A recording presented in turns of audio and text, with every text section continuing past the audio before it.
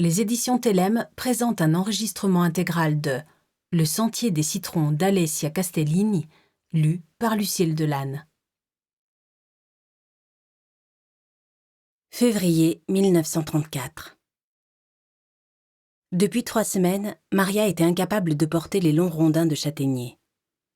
Les premiers jours où elle s'était sentie épuisée, elle avait essayé de réduire la quantité de bois qu'elle empilait sur son dos, mais ce qui avait fini par l'arrêter un matin avait été le sentier en pente qu'elle devait parcourir pour s'approvisionner dans le taillis.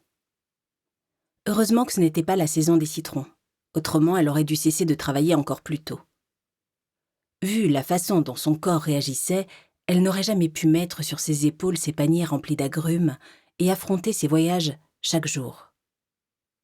Sa sœur, Raphaël, aussi était enceinte, et pourtant son ventre ne l'empêchait pas de continuer à travailler, de monter et de descendre de la montagne.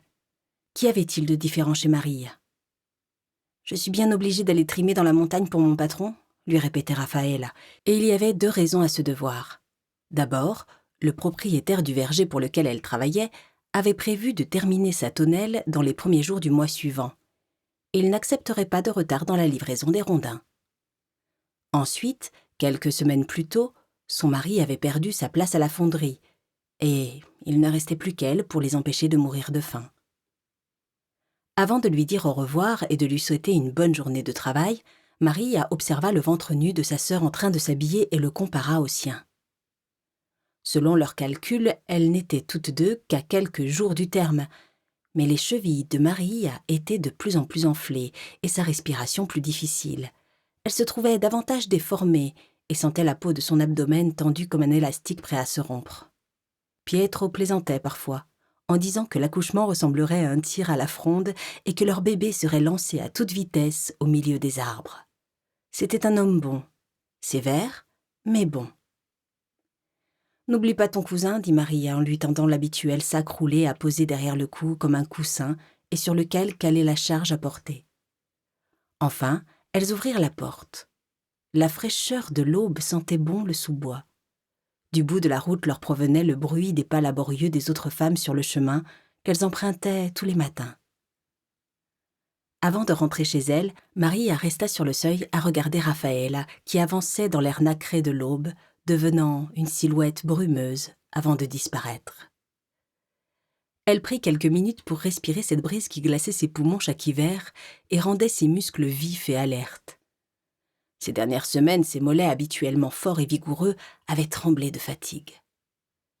Elle avait déjà porté des charges de plus d'1 quintal sur ses épaules.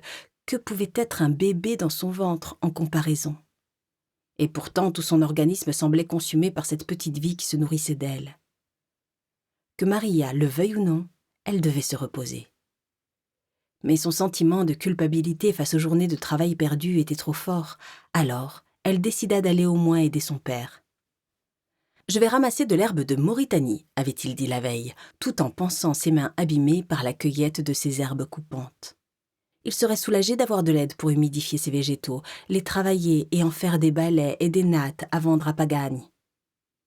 Cette nuit-là, même la position allongée ne lui apporta aucun soulagement.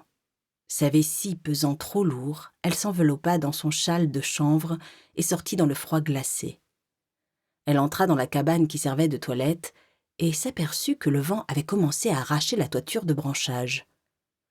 Elle venait de tendre un bras vers le haut pour réarranger quelques rameaux en position précaire lorsqu'une cascade d'eau tiède se déversa sur ses chevilles. Cela l'apaisa d'abord, réactivant la circulation dans ses pieds glacés. Mais ensuite, une douleur déchirante se propagea dans son ventre, comme les craquelures sur les coquilles de noix qu'elle cassait pour sa tante, qui n'avait plus de force dans les mains. Maria écarta les bras jusqu'à toucher les parois opposées du cabinet pour se soutenir, et elle se mit à prier. Elle rentra chez elle et réveilla son mari qui courut jusqu'à Maiori pour appeler la sage-femme. Le froid de la nuit s'accrochait à ses joues vermeilles, contrastant avec la chaleur que lui procuraient la tension et la douleur. Autour d'elle résonnaient les mouvements nerveux de ses parents, de ses frères et de leurs épouses, avec qui elle partageait l'unique pièce, construite en pierre, qu'ils pouvaient se permettre. Un brusque mouvement du bébé venait de l'ébranler, dans une contraction trop douloureuse pour que l'attente puisse se prolonger plus longtemps. Lorsque Pietro revint chez eux, les poumons privés d'air. La sage-femme ne viendrait pas. Elle n'avait pas l'intention de remonter dans la montagne par une nuit aussi froide. Le silence s'insinua dans les quelques espaces que le froid perçant n'avait pas encore occupés, tandis que Maria inspirait et expirait, saisie d'angoisse. Il n'y avait qu'une chose à faire, conclut-elle, dans cette terre où les femmes ne reculaient devant rien. Elle se leva, sentant dans sa chair la force qu'elle croyait avoir perdue, mit son manteau en peau de mouton sur ses épaules et entreprit de traverser la montagne escarpée, pieds nus, dans la neige. Pietro la dépassa de quelques pas, éclairant le chemin à travers le bois, avec une lanterne, en lui tendant la main chaque fois qu'il la voyait chanceler. Mais Maria ne craignit jamais de tomber pendant cette traversée. Sa mémoire conservait la forme même de ces sentiers et de leurs pièges éventuels, jusqu'aux moindres irrégularités du terrain et de pierres glissantes couvertes de mousse sous le fil d'eau des ruisseaux. C'était une jeune femme solide, habituée à supporter la fatigue et la douleur. Et la charge qu'elle portait cette nuit-là était la plus précieuse qui lui ait jamais été confiée. En arrière-fond, on entendait le frémissement des branches de la forêt et le bruit des eaux qui faisaient vivre les papeteries et les moulins de Montilatari. De temps à autre, les mains de Pietro tremblaient tellement qu'il laissait échapper le petit panier rempli de linge propre, dans lequel il mettait le nouveau-né à leur retour. À Maiori, la sage-femme ne cacha pas sa stupeur en constatant que la montagne n'avait pas effectué le travail pour lequel elle avait été réveillée. Elle était de mauvaise humeur. Elle avait dû entendre dire que Maria ne travaillait plus depuis plusieurs jours, et il lui avait semblé de bonne guerre de la laisser braver ses sentiers. Elle la fit s'allonger sur le lit de branchage couvert d'un drap réchauffé par le feu de la cheminée, et elle observa son état. 2 heures plus tard, la salle se remplit des premiers vagissements de Rachel, un bébé en parfaite santé, qui pesait un peu moins de 2 douzaines de citrons. Maria serra sa fille dans ses bras tandis que Pietro baignait son front brûlant, bouleversé par ce miracle. Et puis, cela recommença, une contraction qui déchira le ventre, et Maria hurla de douleur. Quelque chose n'allait pas. Elle l'avait senti, chaque jour depuis 2 mois, elle se traînait, épuisée à l'excès. Cela n'avait rien de normal. Tandis que la sage-femme soulevait sa robe à la recherche d'une hémorragie, Maria porta les mains à son cœur, comme pour sentir une dernière fois les signes de sa propre vie, avant de mourir, et de laisser sa fillette orpheline. « Eh, il y en a 2. » Elle lui massa le ventre pour qu'elle pousse encore. « Voilà le second qui sort. » C'est ainsi que l'étrange fatigue de ces derniers mois fut baptisée Nanina. Chapitre 1. Perte. Alélie, autre nom italien de la grande giroflée, est une plante herbacée aux fleurs colorées très parfumées. Dans le langage des fleurs, elle est symbole de loyauté absolue dans l'adversité. Il y a des vides qui vous engloutissent et des vides qui vous prennent dans leurs bras. Dans les premiers, vous chutez, dans les seconds, vous tourbillonnez. Enfant, Ninfa croyait que de ne pas regarder était synonyme de ne pas être vue. Peut-être parce qu'à chaque fois qu'elle mettait ses petites mains devant ses yeux, les couvrant jusqu'à ne plus rien voir, quelqu'un disait « Où est Ninfa ? Elle n'est pas là. » Ce jour-là, il y avait trop de visages partout, et il lui parut bon de se remettre à croire que de ne pas les regarder la rendrait invisible. Ils incarnaient le premier type de vide, celui dans lequel on peut mourir en s'écrasant, celui qui pue le manque. Le vide qui n'arrive pas à apporter le moindre réconfort. Or, elle ne pouvait pas se permettre d'éprouver de la peine pour le sentiment d'inaptitude des autres avant d'apprendre à se débrouiller avec le sien. Essayant d'ignorer le fait que pour la première fois de sa vie, l'odeur des fleurs lui donnait la nausée, elle se concentra sur les espaces vides entre les visages. Et elle se sentit libre de tourbillonner. Mais cela dura trop peu de temps. Les murmures des autres, effleurés par les stries de lumière qui tranchaient l'air en sections sous la voûte de l'église, lui ôtèrent vite cette liberté, comme des chaînes soudainement apparues. Elle ne pouvait plus bouger d'un pouce, tandis qu'elle observait sa petite sœur se diriger d'un pas vif vers leurs parents, au bout de la nef. Un peu plus d'1 mètre de haut, 8 années de détachement posées, Alélie avait refusé de lui tenir la main et l'avait laissée derrière elle. Ninfa soupira, amère, mais pas tellement étonnée. Parfois même, une souffrance commune ne peut effacer certaines distances. Si les choses s'étaient passées différemment, en famille, au cours de ces 4 dernières années, Alélie aurait voulu d'elle à son côté lors de ce moment difficile. C'est alors qu'elle la vit. Une bande sur le sol argenté et légèrement bombée, qui traversait la nef comme une élégante entaille. À l'une des extrémités de la bande, là où se tenait immobile depuis plusieurs minutes, il y avait l'entrée, et à l'autre, l'autel. Le souvenir du dernier après-midi où, enfant, elle avait fréquenté l'école de gymnastique artistique lui revint à l'esprit. Alors que ses camarades terminaient leurs exercices dans un air qui résonnait d'applaudissements, Ninfa se trouvait sur la poutre, et bien que son père lui tienne la main, elle tombait encore et encore, par peur du vide sous ses pieds. Ils étaient restés 2 heures dans la salle, dépassant l'horaire de la leçon sur ordre de sa mère, et jamais, pas une seule fois, Ninfa n'avait été capable de marcher en équilibre jusqu'au bout. Le silence qui régnait dans la voiture, sur le chemin du retour, avait été pire que la réprimande qu'elle avait reçue de son père à la maison. Elle parcourut du regard, du début à la fin, la bande argentée au milieu de l'église. C'était comme faire le parcours avec les yeux, avant de le faire avec les pieds. Tous la fixaient, attendant qu'elle reprenne vie. Et elle les contenta. Elle prit une inspiration et fit un premier pas, puis un deuxième. Elle devait y arriver, même et surtout sans la main de son père. Elle allait braver une hauteur dangereuse, un vide qui ne serait pas sous ses pieds, mais autour d'elle, et même un peu à l'intérieur. À chaque pas, une larme de désarroi. Elle traversa toute la nef, parvint à l'extrémité de la bande, devant les cercueils de ses parents. Et même cette fois-ci, bien qu'elle ait réussi à atteindre le bout du parcours, bien qu'elle ait marché sur une poutre pour la première fois sans tomber, il n'y eut pas d'applaudissements. Lorsqu'elle prit place à côté de sa sœur, elle eut l'impression de reconnaître le parfum intense des fleurs de grandes giroflées, alors qu'elle n'en avait vu aucune dans l'église. Ce ne devait être qu'une étrange tromperie olfactive, pour assouvir son besoin de trouver quelque chose de familier chez cet enfant. Au-delà du rideau de ses larmes, elle aperçut l'expression sèche et impassible d'Alélie. Elle lui caressa le visage d'une main baignée de ses propres pleurs, comme si elle voulait les partager. Car une enfant devait avoir des larmes sur les joues, à l'enterrement de ses parents. Mais peut-être que Ninfa avait aussi dans le corps les larmes de sa sœur parce que toute l'eau qui ne cessait de sortir d'elle ne pouvait appartenir à un seul être humain. Et encore moins à elle, ça n'avait aucun sens. Car malgré ses efforts, elle n'arrivait pas à éprouver de douleur.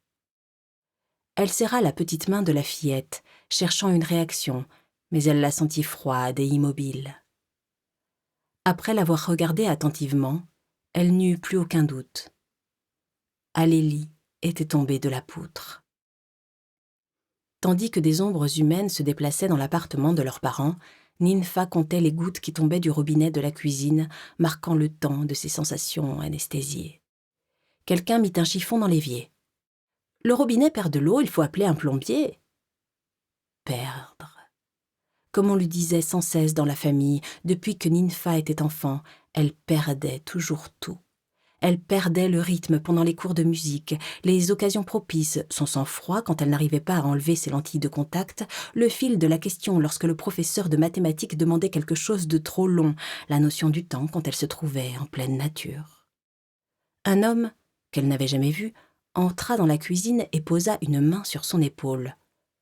Le poignet de sa chemise sentait le parfum de son père. « L'en avait-on aspergé avant de fermer le cercueil ?» se demanda-t-elle. Il ne sortait jamais sans. « Je suis vraiment désolée pour ta perte. » Ce fut comme une gifle en plein visage. Elle avait entendu ces paroles des centaines de fois au cours de ces dernières heures, et pourtant, ce n'est qu'à ce moment-là qu'elle les avait vraiment écoutées.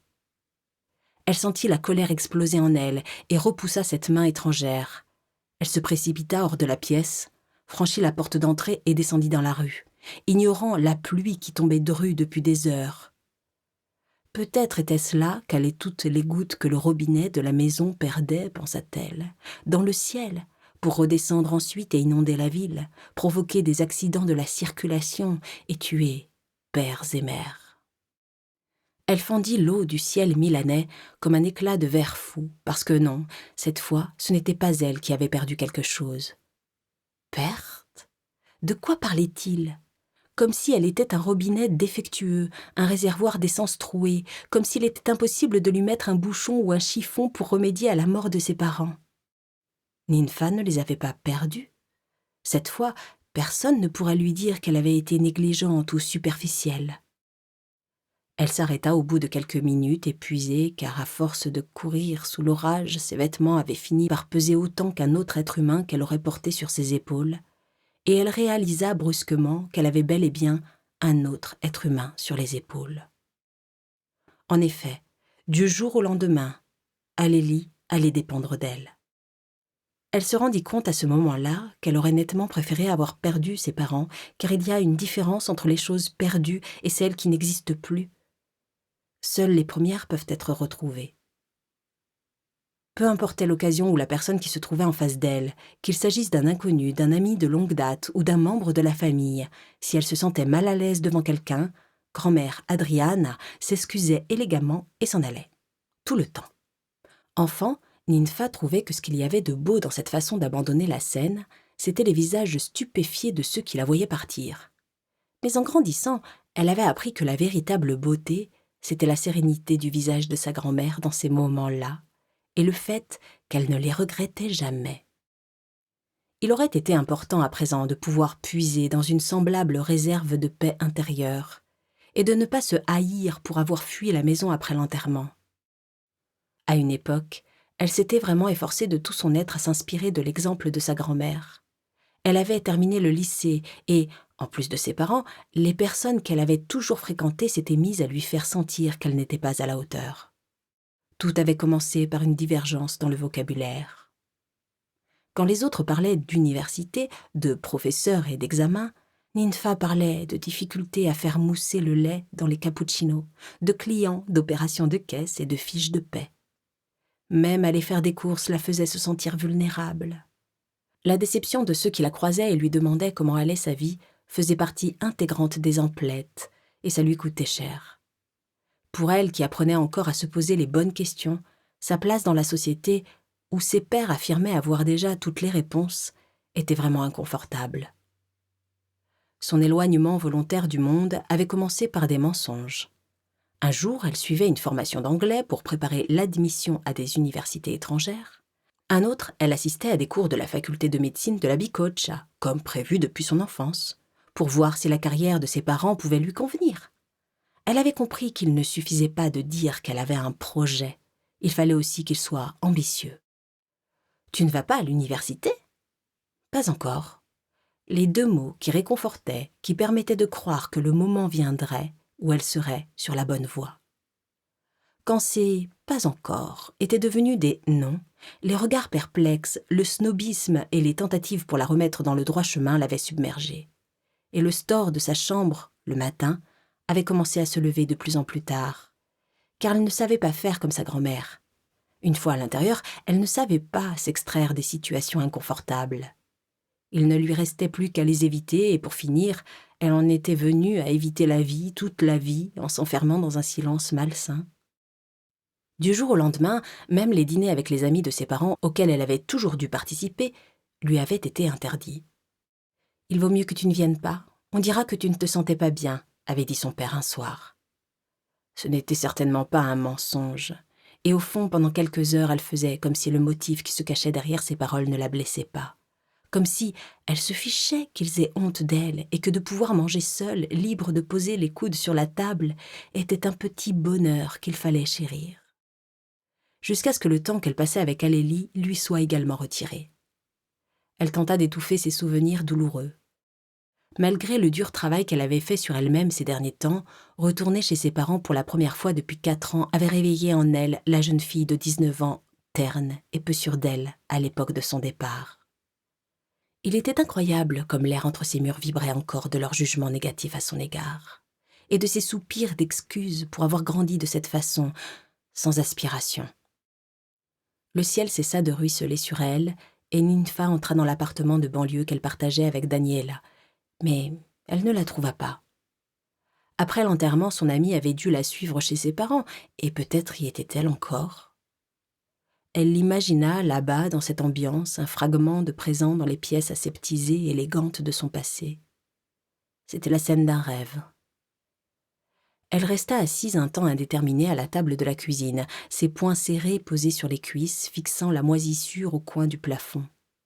L'ampoule nue qui pendait au-dessus de sa tête, les vieux cadres des fenêtres par lesquels la ville entrait, la prise électrique débranchée du mur.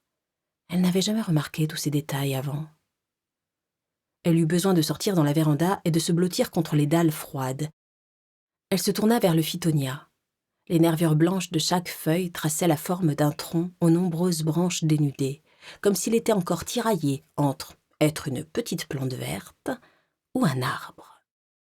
C'est sa grand-mère Adriana, lorsque Ninfa était encore enfant, et que toute la famille vivait à Riva del Garda, qui l'avait initiée à la nature et avait légitimé son besoin enfantin de transpirer et d'être décoiffée. Elle ferma les yeux, s'autorisa à penser à un épisode passé. « Enfonce tes doigts, ma chérie !» Ninfa avait fiché une main dans la terre comme pour devenir une plante et avait serré le poing. « Comment tu te sens ?» Elle avait réfléchi quelques secondes, légère comme un cerf-volant. Grand-mère Adriana avait souri. « Je n'aurais pas pu mieux dire. C'est exactement ça. La magie de la terre, si tu deviens amie avec elle, elle te donne l'impression de voler. Quand tu es triste ou que tu te sens perdu, accroche-toi à elle et attends que tes forces fleurissent. Avec la patience des plantes, la terre te sauvera toujours. » Le vent avait soulevé quelques feuilles scellant cette initiation, tandis qu'une coccinelle courait le long de son bras âgé comme s'il était le prolongement du sol. « C'est pour ça que tu as suggéré mon nom à maman? Parce que tu aimes la terre ?» Grand-mère avait acquiescé. « Et pourquoi as-tu appelé maman Lucia et pas Ninfa alors ?»« Parce que quand ta maman est née, j'avais besoin de lumière, pas de terre. » La minuscule cicatrice au coin extérieur de son œil droit avait frémi. « Je peux la toucher ?» Grand-mère s'était penchée vers elle pour se rapprocher. C'était la première fois que Ninfa avait laissé son empreinte terreuse sur quelque chose qui n'était pas à elle, et les affaires de sa grand-mère restaient toujours les seules de sa famille qu'elle pouvait tâcher, sans irriter, ses parents.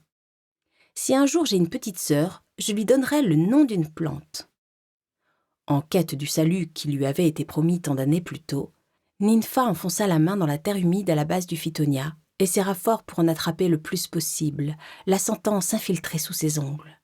« Que lui arrive-t-il ?» se demanda-t-elle. Elle n'avait que 10 ans lorsque grand-mère Adriana était morte, et pourtant, elle lui manquait tous les jours. Elle savait comment on devait se sentir à la mort d'un membre de sa famille, et aucune des émotions qu'elle éprouvait en ce moment n'était ce qu'elle aurait dû ressentir. Alélie en était consciente. Ses tresses n'étaient pas aussi belles que celles que sa mère lui faisait tous les matins. Seule, elle n'avait pas réussi à diviser les cheveux en 2 parties égales, le résultat étant que la natte de droite était beaucoup plus épaisse que celle de gauche. Sans sa mère, c'était plus difficile. Tout l'était. Au moins, les rubans au bout de ses nattes étaient comme toujours les 2 couleurs complémentaires. Mais les invités prudents chuchotaient des choses incompréhensibles, lui laissant craindre que ses tresses étaient encore plus laides qu'elle ne le pensait. Aussi courut-elle dans sa chambre et se cacha-t-elle dans l'armoire, après avoir pris les 2 énormes coquillages à queue de phénix que son père lui avait achetés lors d'un congrès de pneumologie en Polynésie 2 ans plus tôt. S'il pouvait couvrir les cris de ses parents lorsqu'ils se disputaient, il la protégerait certainement des chuchotements de cette journée, pensa-t-elle.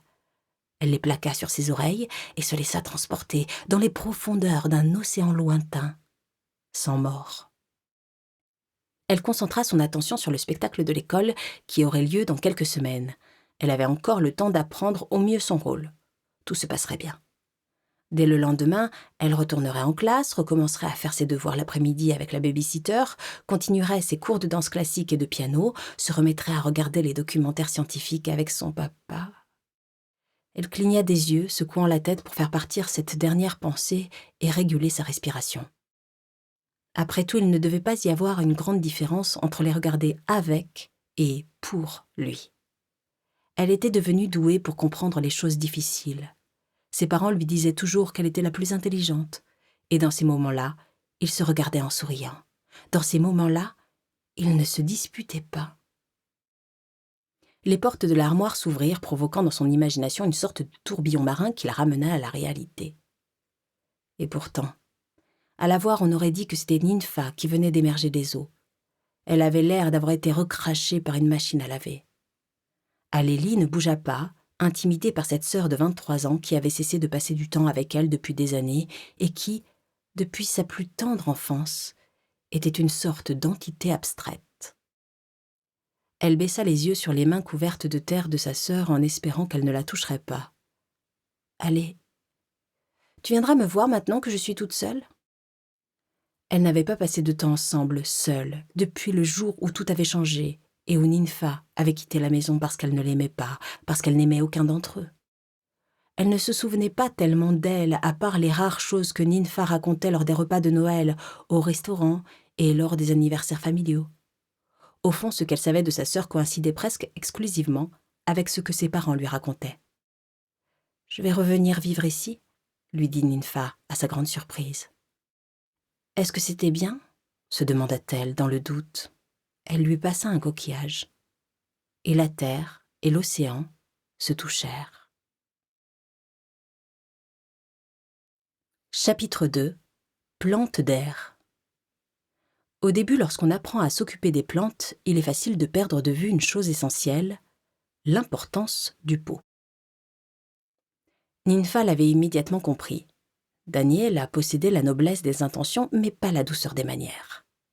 Elle trouvait charmant, par exemple, le fait que son amie ait toujours sur elle un mélange de graines pour les oiseaux du parc de la résidence.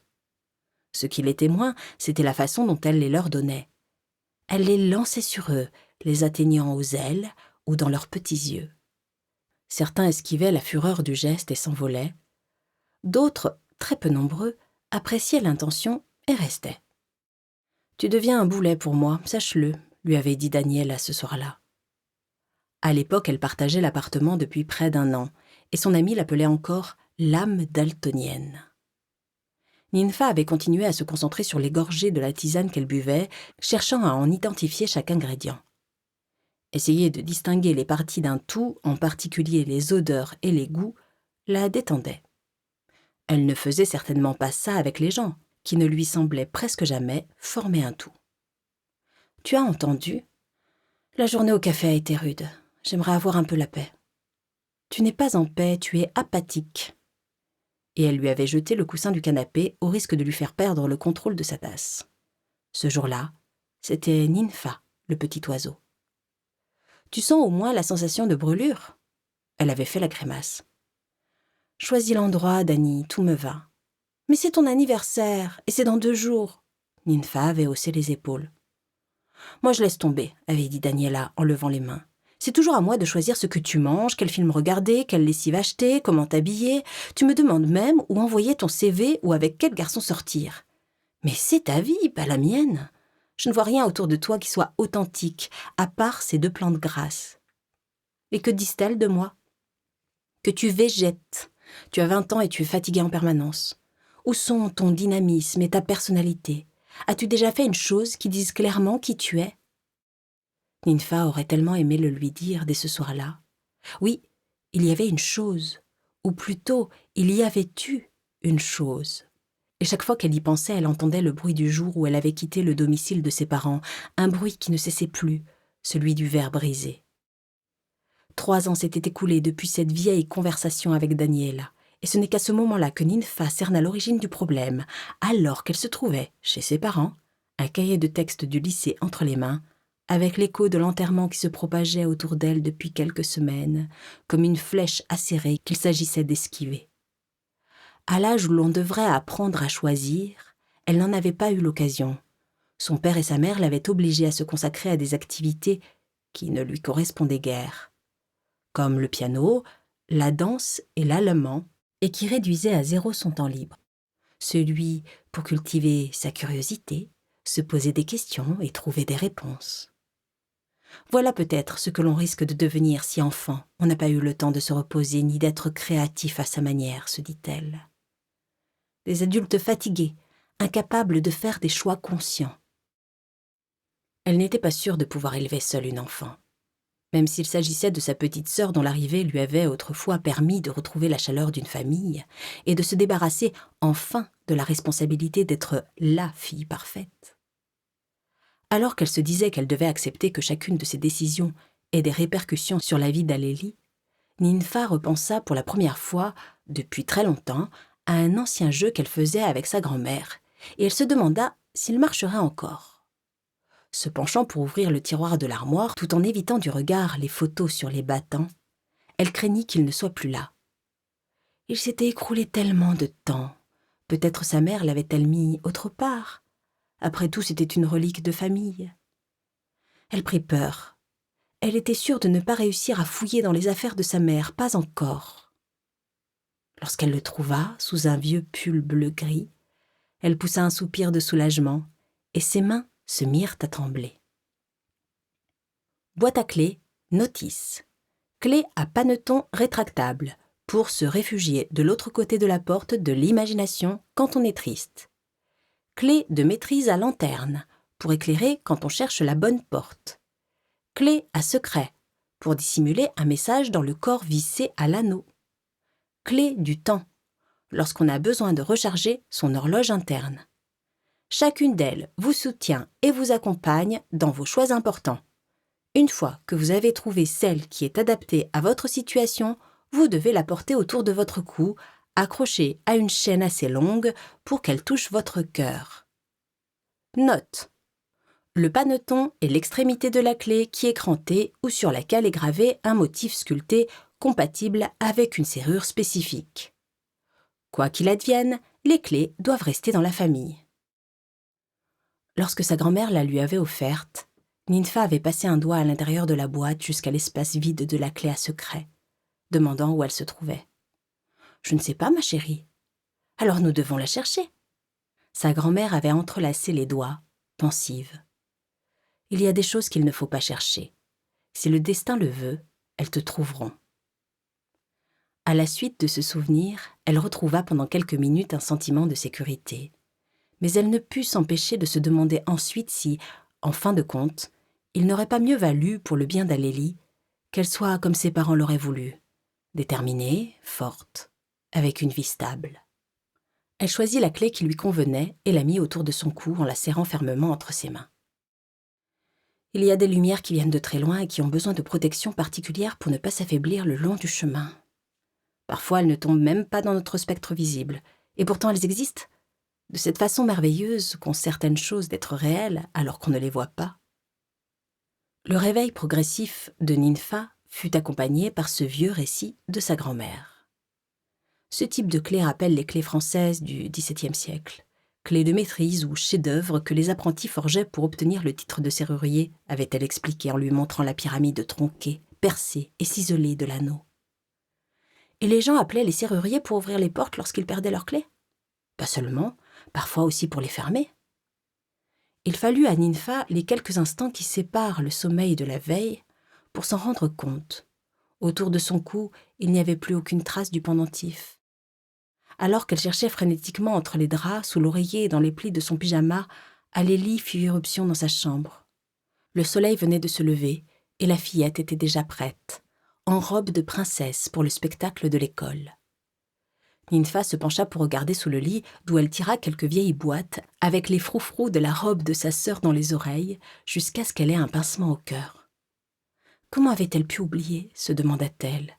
Là, au fond, à côté du tas de poussière dans lequel s'était enfoncée la clé à lanterne, la boîte qu'elle avait remplie avec sa grand-mère, le jour où elle avait quitté Riva del Garda avec ses parents pour déménager à Milan. C'est une boîte à souvenirs. Commençons à la remplir maintenant. Ensuite, chaque fois que tu reviendras me voir, nous en créerons de nouveau et ajouterons quelque chose. Son cœur lui battait dans les tempes, tandis qu'elle se frayait un chemin sous le lit pour récupérer les deux objets. Elle remit le pendentif autour de son cou, puis se mit à caresser la surface de la boîte. Sa peau parcourut de frissons au contact du carton. Malgré le ton peu amical avec lequel Alélie lui criait de se lever et de l'aider à se coiffer, Ninfa lui fut reconnaissante. Cela lui donnait un prétexte pour ne pas affronter cet autre pan de souvenirs à un moment où tous les souvenirs, même les plus chers, faisaient mal. Mais le sentiment de soulagement fut de courte durée. juste le temps de s'asseoir devant le miroir. Au deuxième essai, Alélie était très loin d'être satisfaite. « Tu as oublié des poils, des mèches », corrigea Ninfa, le regrettant aussitôt. Au fond, ces expressions écorchées étaient la seule forme d'enfance qu'elle percevait en elle. « Tu sais, maman les fait parfaitement. » Alélie n'arrivait pas à parler de ses parents au passé. Grinçant des dents, Ninfa ressentit une douleur au niveau des prémolaires inférieurs. La perfection n'existe pas. « Pousse-toi, je m'en occupe. Je la regarde tous les matins quand elle le fait, alors que toi tu es partie, parce que tu ne voulais plus être avec nous. » Ninfa aurait voulu se lever et hurler, mais elle l'obligea à écouter l'explication sur la façon de faire les tresses plaquées. « Tu vois, tu dois commencer par le haut, mais seulement après avoir tracé une raie parfaite au milieu. Maman fait toujours comme ça. Sinon, Susanna et Pénélope ne sont pas parfaites. » Les tresses de Ninfa avaient porté les mêmes prénoms. Elle eut mal en se rappelant l'expression de sa mère lorsque celle-ci inventait des aventures assez nattes pour lui faire plaisir. Elle savait que sa fille préférait les histoires que lui racontait sa grand-mère, car cette dernière n'était jamais pressée lorsqu'elle était avec elle. Un jour, elle avait donc cessé d'en inventer. Aujourd'hui, Ninfa n'aurait pas su dire si apprendre que Susanna et Pénélope avaient eu une seconde chance dans la famille, avec la naissance d'Alélie, la soulageait ou l'attristait. Plus elle passait de temps avec sa sœur, plus Ninfa était agacée par son arrogance, par sa façon d'être qui différait tellement de ses souvenirs, et par l'idée de devoir caler sa vie sur la sienne. Elle passa une main sur son front, luttant contre son sentiment de culpabilité et contre sa certitude que ses pensées allaient finir par se transformer en poison, jour après jour. Elle aurait voulu s'affaisser sous l'impression d'inaptitude qu'elle éprouvait, au lieu de quoi elle devait rester debout et s'improviser mère à part entière. « Viens, je vais réessayer. » Le résultat ne fut pas parfait. Il y eut plusieurs autres tentatives, tandis que la nervosité les entraînait toutes deux dans une spirale de cheveux tirés, de lamentations et de soupirs. Ninfa fit un dernier tour d'élastique, donna à sa sœur le diadème qu'elle lui avait acheté pour le spectacle, et enfin posa les mains sur ses épaules. « On peut y aller. »« Non, on ne peut pas. Je ne les aime pas. Maman les fait mieux. » Ninfa s'agenouilla devant elle et lui prit le visage entre les mains. « Je ne suis pas maman. » La froideur de cette phrase tellement véridique poussa Alélie à abandonner et à accepter qu'il était l'heure de prendre le petit déjeuner. Celui de l'enfant se composait chaque jour d'un lait frappé froid avec des bananes et du beurre de cacahuète préalablement fondu dans une casserole. Alélie gardait les coudes loin de la table et le dos bien droit. « Mais toi, tu ne prends pas de petit déjeuner fixe. »« Non, j'aime bien changer. » Elle but sa dernière gorgée, passa la serviette sur sa lèvre supérieure, ôtant une ombre de lait, puis elle resta assise, ses petites mains posées sur les jambes à scruter sa sœur. « À mon avis, tu ne sais même pas ce que tu aimes. » Comme Alélie le lui demandait depuis des jours, après le spectacle, ils allèrent au cimetière. Au début, cette insistance avait paru malsaine à Ninfa, qui estimait qu'aucun enfant ne devrait avoir envie de retourner dans un cimetière, après y être allé une première fois. Elle avait craint qu'à l'instar de son incapacité à parler de leurs parents au passé, ce soit pour Alélie une autre façon de nier leur mort et de les impliquer dans une sinistre forme de vie quotidienne. Mais finalement, elle n'avait pas eu le choix et avait cédé à son souhait. Une princesse en robe verte émeraude, avec un diadème bien voyant, défila entre les tombes muettes, devant les visages de jeunes, d'adultes et de vieillards, dans des cadres ovales qui réduisaient la réalité au résultat d'une dilatation. D'un côté vers la terre, de l'autre vers le ciel. D'ailleurs, la vie entendue comme naissance, croissance et mort n'est rien d'autre que cela, pensa Ninfa. Arrivée devant la tombe de leurs parents, Alélie resta debout avec le maintien compassé d'une vraie jeune fille de sang bleu, et elle ôta son diadème. « Tiens, maman, tu es ma reine. » Ensuite, troublée, elle se tourna vers sa sœur qui se penchait pour leur donner des fleurs. « J'aurais peut-être dû demander à Fabio si je pouvais prendre son sceptre de roi pour papa. Car du coup, papa n'a rien. Comment on va faire, moi ?» Cette oscillation d'Alélie entre des comportements beaucoup trop adultes et d'autres de profondes régressions infantiles s'accentuait de jour en jour. Pour atténuer la difficulté de ce moment, Ninfa prit un peu de terre dans un pot à côté d'elle et la laissa tomber petit à petit comme du sable passant dans un sablier, avec l'illusion de pouvoir contrôler l'écoulement de ce temps douloureux. Nous reviendrons ce week-end pour le lui apporter. » C'est alors que surgirent de derrière la pierre tombale 2 billes vertes au milieu d'un nuage de poils. Un félin écaille de tortue s'assit devant elle pour les examiner, avant de commencer à se lécher le museau. Ce fut étrange, comme si la vie avait fleuri là où seule la mort avait été plantée. « Quand 2 personnes se disputent tout le temps, ça veut dire qu'elles ne s'aiment pas ?» demanda soudain Alélie. Ces mots étaient sortis précipitamment, comme lorsqu'on réfléchit trop à la façon de dire une chose et qu'on finit par avoir juste envie de s'en débarrasser. Ce n'est pas si simple. Parfois on se dispute parce qu'on n'est pas d'accord sur quelque chose et qu'on n'arrive pas à trouver un terrain d'entente. Mais cela n'a pas toujours à voir avec l'affection. Oui, mais quand on se dispute tout le temps, comme papa et maman. À ce moment-là, Ninfa aurait vraiment eu besoin des coquillages à queue de phénix de sa sœur. La vie peut être compliquée. Se comprendre et s'accepter, c'est difficile même quand on s'aime. Surtout dans ce cas, sans doute. La fillette regarda les photos souriantes de leurs parents et elle sourit à son tour. Est-ce qu'ils ont une vie heureuse, à ton avis ? Et non, elle ne se référait pas à la vie après la mort. Le week-end arriva péniblement comme englué dans les gestes maladroits de Ninfa, et le scénario de quelques jours plus tôt se répéta. Alélie se raidit en voyant le chat couché sur la tombe de sa mère. « Elle peut rester là autant qu'elle veut et pas moi, ce n'est pas juste. »« Comment sais-tu qu'il s'agit d'une femelle ?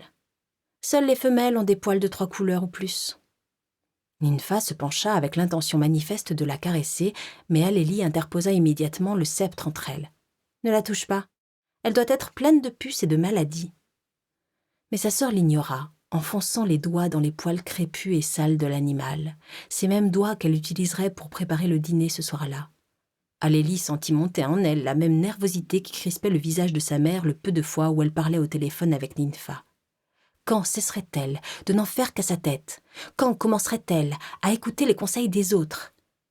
La fillette aurait voulu pleurer, exactement comme le faisait sa mère après ses conversations téléphoniques, mais le moment était venu de donner le sceptre à son père, et elle ne laisserait rien, ni personne, lui gâcher cet instant. Elle se pencha pour le positionner au mieux et effleura les lettres qui composaient son nom sur la pierre. Ils auraient pu le graver en faisant de jolies lettres, pour lui qui aimait tant la calligraphie. Elle arracha une petite peau de son pouce et observa la goutte de sang qui perla. « Tu n'as jamais répondu à la question que je t'ai posée l'autre jour. » Ninfa ne sortit pas de son silence et tourna les yeux vers le ciel. Elle resta immobile pendant un temps qui parut interminable à sa sœur, avec la même expression absurde que la petite voyait sur son visage lorsqu'elle sortait sur le balcon, en fin de journée, et enfonçait les mains dans les pots pleins de terre. Il aurait été beau qu'à ce moment-là, elle inverse le sens de son geste et plonge les mains dans le ciel pour colorer ses doigts de bleu et le répandre sur le gris tombal qui les entourait. Alors, papa et maman ont une vie heureuse ? Ninfa ferma les yeux. Qui sait si elle voyait encore du bleu ou si le noir des paupières tombantes s'était installé, se demanda-t-elle. Il n'est pas facile de parler du bonheur à un moment et dans un lieu comme celui-ci, allez. Toi, tu ne veux jamais parler de rien. Alélie repensa aux longues conversations avec ses parents. Ils avaient toujours une opinion claire sur n'importe quel sujet, et elle n'avait pas eu le temps de savoir tout ce qu'ils connaissaient. Elle entendit dans ses oreilles l'écho de la phrase avec laquelle chaque soir ils interrompaient ses nombreuses questions. Maintenant, c'est l'heure d'aller se coucher, on en parlera demain. Et la seule fois où il n'avait pas tenu parole, c'était le lendemain de l'accident. Mais Alélie ne leur en voulait pas. Ce soir-là, il ne pouvait pas savoir qu'il n'avait plus qu'un aujourd'hui. Elle se mit à suer, car elle ne se rappelait pas ce dont elle avait parlé avec sa mère ce soir-là. Ninfa avait eu plus de temps avec leurs parents, et elle l'avait gaspillé. Et maintenant, elle semblait ne pas vouloir en perdre davantage en lui parlant d'eux, de comment ils étaient quand elle n'était pas encore née. Il est temps d'y aller, et elle prit le chemin du retour. Mais elle ne fut pas seule. Ces derniers jours, Ninfa avait considéré Alélie et elle-même comme 2 plantes sans racines, et dès lors, faibles. Et pourtant, à ce moment-là, en observant les petites pattes veloutées qui avançaient avec détermination à son côté, elle se souvint que dans la nature, il existe aussi les Tiantsias, plus connus sous le nom de filles de l'air, qui survivent même sans racines, fortes, résistantes, et capables d'absorber tout ce dont elles ont besoin dans l'atmosphère. On les place souvent dans des sphères en verre qui se balancent, suspendues au plafond, et les chats adorent jouer avec les objets qui se balancent. Chapitre 3. Rupture de symétrie. Il tronchetto della felicità, nom italien du dragonnier parfumé, est une plante qui survit même dans des conditions défavorables. Ninfa adorait la poésie. Sa figure de rhétorique préférée était la litote, l'affirmation d'une idée par la négation de son contraire. Cela remontait à l'époque où, enfant, elle avait tenté de se définir à partir de ressemblances avec ses parents et avait juste fini par comprendre qui elle n'était pas. Lorsqu'ils avaient emménagé à Milan, sa mère s'était occupée de rénover leur appartement et Ninfa, qui n'avait alors que 9 ans, s'était dit qu'elle ne voudrait jamais être le genre de personne qui dépensait plus d'argent pour la salle de bain des invités que pour celle de la famille. Grandissant et observant son père et la façon dont il parlait toujours des personnes en leur absence, Ninfa s'était promis de tout faire pour ne pas passer son temps à dire du mal des gens, et pour voir d'abord ce qu'il y avait de bien chez les autres.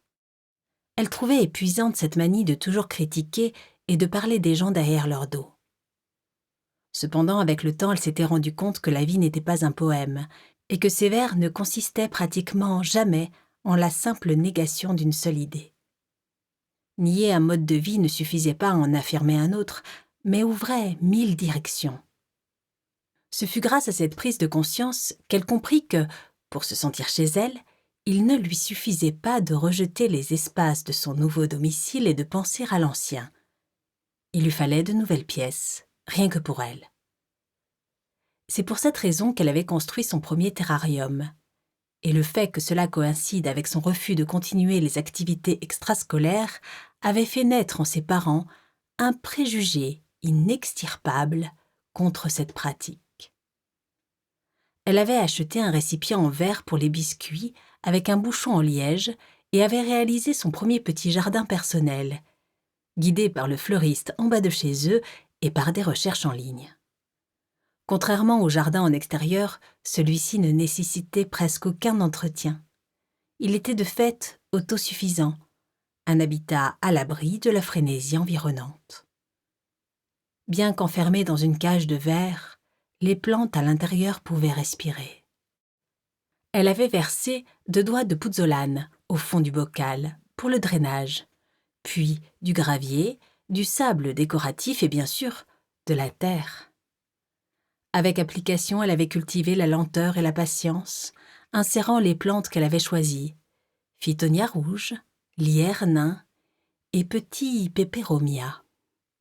Elle éprouvait une forte décharge d'adrénaline à l'idée que pour une fois, personne ne lui dirait si elle se trompait ou non.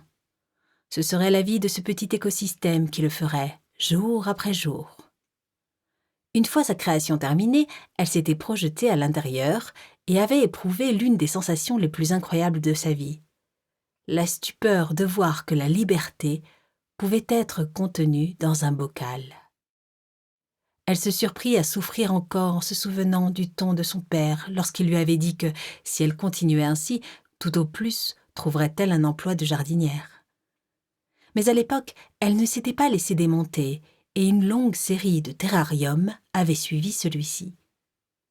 Avec le même soin qu'elle mettait quand elle se levait la nuit pour mettre un doigt devant le petit nez d'Alélie dans son berceau afin de vérifier si elle respirait, elle prêtait toujours attention à la quantité de condensation qui se déposait à l'intérieur sur le verre des terrariums et qui maintenait la terre et les feuilles humides dans un cycle de vie autonome parfait. En repensant à ce qu'elle avait dû laisser derrière elle, arriva del Garda, aux pièces de la maison de sa grand-mère où elle jouait à cache-cache et passait des heures à discuter, elle avait été soulagée de constater que les terrariums étaient les seules pièces de son nouveau domicile qu'elle pourrait emporter avec elle en cas de déménagement soudain.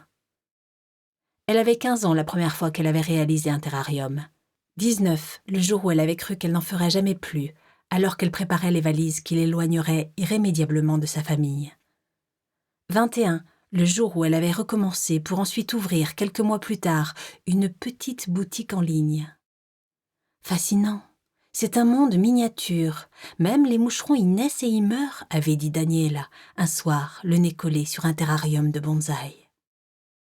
Ninfa avait également inséré une lampe d'appoint sous le bouchon de liège pour l'éclairer la nuit. Les terrariums avaient toujours été ses pièces heureuses, et en ouvrir les portes à Daniela lui avait permis de se sentir moins seule. Quelles avaient été celles de sa mère et de son père? Existaient-elles? Se demanda Ninfa. De retour au cimetière, elle se dirigea vers la chambre de leurs parents, le seul endroit où ils n'avaient jamais le regard des autres sur eux. Elle se dit qu'au fond, l'unique bonheur qui compte dans la vie est celui qui continue d'exister quand le monde ne regarde pas. Alors, s'ils avaient eu des moments heureux, peut-être en restait-il encore des signes, là? Elle ouvrit l'armoire et sentit fortement le parfum de sa mère, comme s'il venait tout juste d'être vaporisé, le fameux musc blanc mais qu'elle l'utilisait d'aussi loin que Ninfa se souvienne, mais qui ne sentait pas aussi bon que celui de son adolescence qu'elle n'avait jamais retrouvé. Ninfa réalisa avec douleur que l'odeur de sa mère qu'elle connaissait n'était en fin de compte qu'une pâle copie de la vraie. La mallette The Bridge que son père avait reçue à l'occasion de sa promotion, qui les avait conduits à Milan, était posée sur la chaise à côté de la commode, ouverte comme s'il venait de rentrer à la maison après une longue journée de travail et qu'il en avait sorti des dossiers pour les examiner dans un instant. Elle regarda machinalement au bout du lit, là où il s'asseyait lorsqu'il rentrait de l'hôpital pour déboutonner les manchettes de sa chemise et enlever ses chaussures, ses documents déjà à côté de lui. Le cuir du sac était couvert de plis. Elle les parcourut du bout des doigts, se rappelant combien il était lisse quand on le lui avait offert. Ce jour-là, Ninfa ne le savait pas encore. Elle ne savait pas que l'air n'était pas le même partout dans le monde et que quitter le lac de Garde pour une ville chaotique comme Milan serait pour elle aussi naturel que vivre sans respirer. Elle ne savait pas à quel point elle regretterait les moments de paix qu'elle passait avec sa grand-mère au bord de l'eau, ou chez cette dernière, plongée dans le parfum des bougies qu'elle aimait tant fabriquer depuis qu'elle était à la retraite.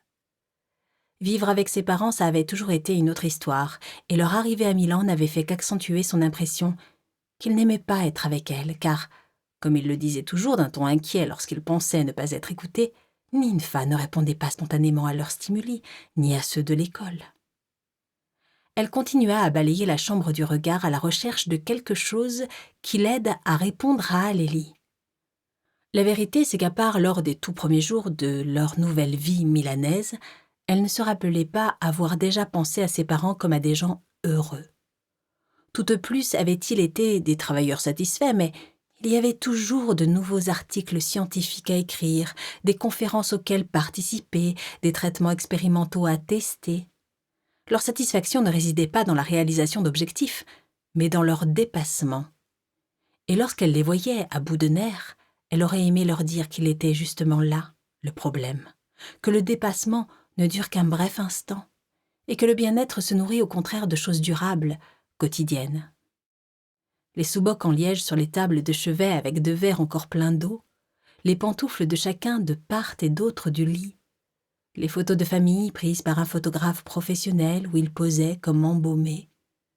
Chaque bibelot, chaque tableau accroché au mur, chaque détail de cette pièce se trouvait dans la position choisie à l'origine, au millimètre près, figé dans un temps qui ne pourrait plus jamais s'écouler, reflétant le perfectionnisme maniaque qu'ils avaient poursuivi toute leur vie et qui avait toujours rendu Ninfa folle.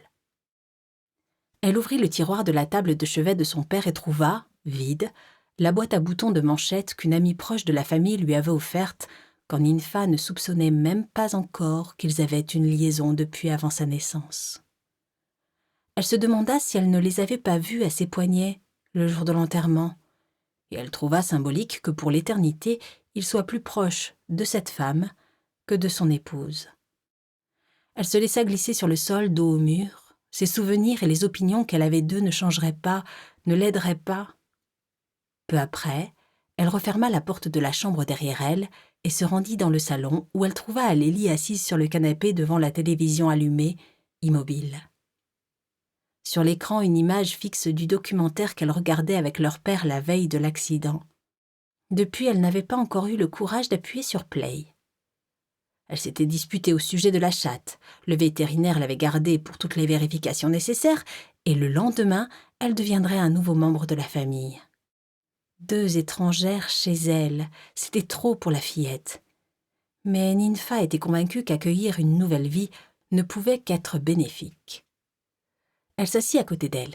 « Nous pouvons regarder ensemble si tu veux. »« Non, c'est de l'astronomie, tu ne comprendrais pas. » Pendant quelques minutes, les sifflements de leur respiration semblèrent crisser dans l'air.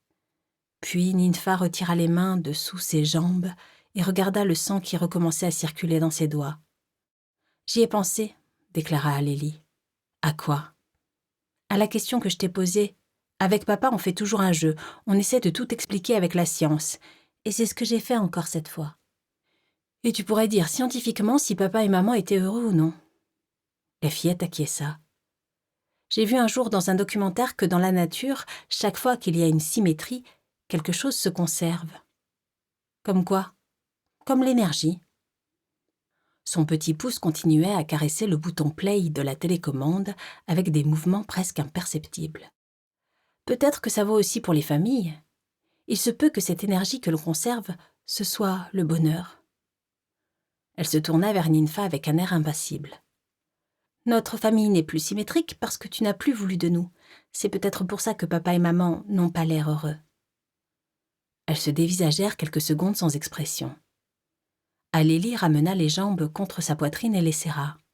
« Comment était-il quand tu étais petite ?» Ninfa resta silencieuse, peut-être trop longtemps, et Alélie attendit encore plus qu'elle n'aurait dû. Nous espérons que vous avez apprécié cet aperçu.